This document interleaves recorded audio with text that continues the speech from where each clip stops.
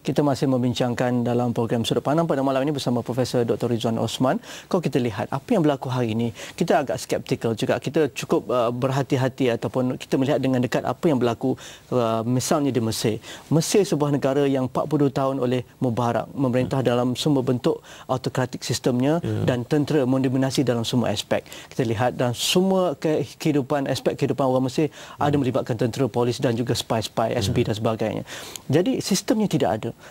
Civil society-nya lumpuh. Parti politiknya ditekan sebegitu lama. Kalau yang terbaik pun kita lihat Muslim Brotherhood ataupun Ikhwanul Muslimin pun orang kata itu antara yang terbaik. Tetapi populasinya ataupun yang mendapat sokongan pun tidak lebih daripada 30%. Jadi bagaimana agaknya kita nak melihat perubahan yang cukup drastik dan itu yang dikenaki oleh pro-demokrasi.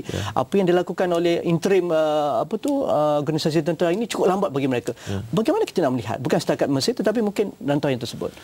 Ini merupakan satu perkara yang kita harus lihat secara realiti. Memang negara Arab mereka tidak mempunyai civil society. Saya menyebut tentang Ikhwan Muslimin, memang betul mereka merupakan sebuah pertubuhan yang mendapat sambutan. Tetapi mereka tidak ada pengalaman segi pemerintahan. Kerana mereka tidak pernah diberi peluang. Oleh itu, kita dapat melihat bahawa sudah tentu proses perubahan itu tidak mudah. Di Libya sebagai contoh, 43 tahun bersekitar Gaddafi dan anak-anaknya dan juga kroninya. Tiba-tiba rakyat inginkan perubahan. Sudah tentu proses perubahan itu akan mengambil masa dan sudah tentu banyak masalah yang akan timbul. Saya ambil contoh umpamanya di Iran. Apabila Iran digulingkan, Ayatollah Khomeini menggulingkan Shah Iran. Apa isu Iran pada hari ini? Isu Iran pada hari ini rakyat mula mempersoalkan. Adakah zaman Shah Iran lebih baik ataupun zaman revolusi lebih baik? Dan secara dibuat secara realistiknya, ternyata sekali walaupun penindasan berlaku zaman Shah, tetapi segi kehidupan, pakaian, harga makanan, makmur dan sebagainya, mereka bandingkan zaman Shah lebih baik walaupun tidak ada kebebasan. Sedangkan kenapa rakyat berkorban? Kerana mereka mahukan lebih baik. Tetapi ternyata sekali lebih baik yang dijanjikan itu tidaklah sebagaimana yang diharapkan. Dan ini kekhawatiran yang berlaku juga di negara Arab pada waktu ini. Jadi bagi mereka yang menuntut pro-demokrasi, menuntut lebih ruang good governance, lebih ruang untuk menyatakan pandangan mereka, kalau kita lihat semua rantau tersebut, masing-masing ada sistem berajanya, sistem autokratik dan sebagainya. Jadi bagaimana kalau ada proses demokrasi, prosesnya terlampau luas, terlampau besar, nak pindah perlembagaan, nak membuka ruang demokrasi seluas-luasnya, membuka partisipasi demokrasi kepada rakyat, mengambil perhatian dalam pilihan raya secara telus dan adil dan sebagainya. Jadi bagaimana bagi orang-orang di sana untuk mengambil peluang ini supaya demokrasi adalah sesuai mengikut acuan setiap negara tersebut? Ini satu perkara yang sebenarnya sedang hangat dibincangkan dalam kalangan pemimpin-pemimpin pro-demokrasi.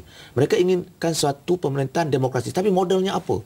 Dan demokrasi ini boleh berfungsi kalau pendukung-pendukung demokrasi itu daripada bawah sampai ke atas menghayati dan dapat menerima sistem itu dengan baik. Tapi persoalannya, demokrasi bagi negara Arab satu yang baru. Dan sudah tentu proses untuk memantapkan demokrasi akan mengambil masa.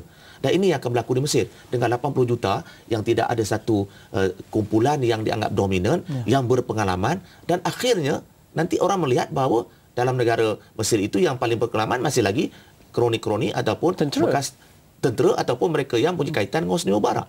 Dan akhirnya begitu. Dan ini realiti yang juga berlaku pada negara yang lebih kuat cengkaman autokratis di Libya.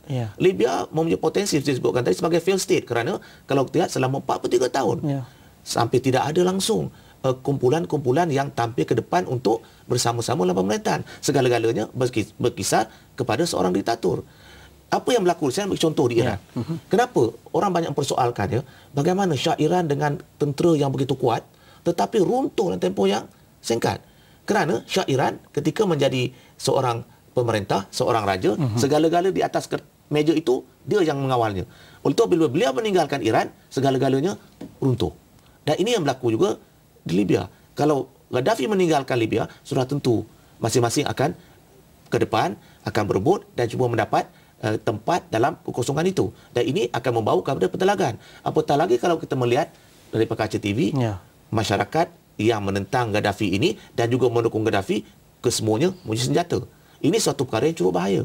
Dan potensi untuk perang saudara itu pun cukup besar. Kalau kita lihat, majoriti negara-negara Timur Tengah juga memperuntukkan GDP ataupun keluaran dalam negara kasar mereka terhadap pertahanan yang cukup besar. Ya. Misalnya Mesir, misalnya Saudi Arabia, antara negara yang membelanja lebih 60 bilion dalam masa 10 tahun, dan mereka paling untung untuk membeli dan sebagainya. China pun membekal, Korea Utara pun membekal, Rusia pun membekal, United Kingdom pun membekal. Jadi mereka membutuhkan untuk keselamatan. Tetapi kebebasan rakyat itu cukup terhad, dan itu yang dikendaki oleh kuasa besar Amerika Syarikat dan juga sekutu-sekutunya, supaya rantau tersebut mudah dipegang dengan satu ikon dan juga dapat menampung untuk membendung kebangkitan untuk menentang sekutunya di Israel. Jadi minyak misalnya, keselamatan Islam misalnya, tentang Islam misalnya, dan juga Israel. IOI itu yang saya dapat kutip semalam dalam persembahan ataupun pembentangan oleh Profesor Rohanas Harun di UKM tentang bagaimana rantau ini perlu dilihat dari sudut Islamnya, perlu dilihat dari sudut minyaknya dan juga Israel akhirnya, IOI. Jadi bagaimana Prof melihat? Kalau kita lihat apa yang berlaku di dalam negara-negara Arab hari ini, mau tidak mau, bahawa isu yang saya sebutkan tadi, isu minyak merupakan isu yang paling penting. Kerana kalau tidak, kerana minyaknya itu mungkin Barat tidak sebegitu berat mengambil bahagian. Dengan sebab itulah ada penganalisis beranggapan bahawa dua elemen ini memberikan rahmat dan juga memberikan kesan negatif kepada rantau Timur Tengah. Yang pertama ialah Islam. Islam memberikan satu cahaya, tetapi Islam juga dicurigai oleh Barat. Sama juga minyak. Minyak memberikan suatu rahmat kepada Timur Tengah, tetapi minyak juga merupakan satu malapetaka kepada Timur Tengah. Kalau kita ambil contoh Iraq. Iraq merupakan negara yang kaya dengan minyak. Tetapi pada hari ini Iraq dianggap sebagai negara yang hidup dalam zaman pra-moden. Kerana perkara-perkara asas tu zaman moden tidak ada. Keselamatan tidak ada. Kemudahan-kemudahan mereka terpaksa menerima catuan elektrik dan sebagainya walaupun negara mula minyak. Oleh itu, dua-dua perkara ini merupakan isu yang sangat relevan dengan perkembangan yang berlaku ini. Apatah lagi kalau kita lihat dalam suasana pada waktu ini, sudah tentu bagi Barat kesannya cukup besar. Pada hari ini minyak 103 USD, 106 USD satu barrel. Dan sudah naik 106, dan kalau sampai 130, bagaimana? Dunia tidak boleh bertahan. Betul. Saudara menyebut tadi soal belanja untuk membeli senjata pertahanan. Negara-negara Arab berbelanja sampai 12 keluaran negara kasar, 12%. Sedangkan setengah negara 1-2% saja. Betul.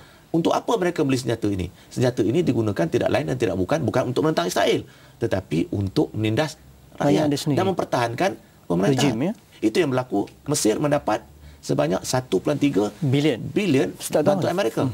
Rakyat dapat manfaat. Mungkin dapat sedikit. Tetapi yang bermanfaatnya ialah rejim Mubarak yang menggunakan wang ini untuk mengukuhkan rejimnya, membeli senjata yang untungnya negara Barat, saya sebutkan tadi Korea Utara, China yang merupakan negara pengeluar senjata. Oleh itu akhirnya yang untung itu bukan rakyat, tetapi rejim dan juga negara Barat. Minyak digunakan di-recycle. Di-recycle untuk membeli senjata. Itu yang berlaku. Rakyat tidak dapat manfaat. Okey, kalau kita nak lihat model terbaik untuk demokrasi selepas ini, konon itu yang diinginkan oleh pro-demokrasi. Adakah kita melihat Turki misalnya, ataupun kita melihat Iran modelnya, ataupun Indonesia? Kerana kita tahu Indonesia sudah kejatuhan zaman reformasi oleh Soeharto dan sebagainya. Hari ini negara Islam paling besar di dunia, Indonesia mampu bergerak standing dengan negara-negara yang maju ekonominya. Kita lihat sebentar, jumpa lagi selepas ini.